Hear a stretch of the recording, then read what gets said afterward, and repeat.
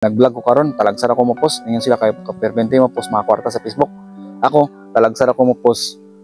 Dili man akong purpose sa pagpangwarta, kundi dili akong purpose para masabuag na ko ang pulong sa Ginoo.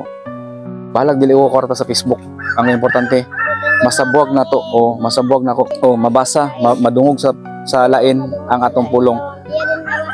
O pinaagi pod sa inyong tabang.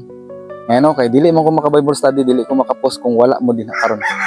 So, ang blessings dili lang sa ako pod maabot, pati pod sa inyo. No. So ina na ang purpose kung puhon makamudako na mo puhon, kamo na pod mo musabwag sa pulong sa Ginoo.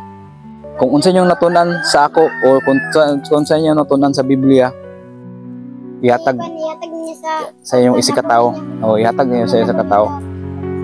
Kay mo ba yung sa Ginoo nga adto sa tibuok kalibutan ug isangyaw ang maayong pulong, isangyaw ninyo ang akong maayong pulong.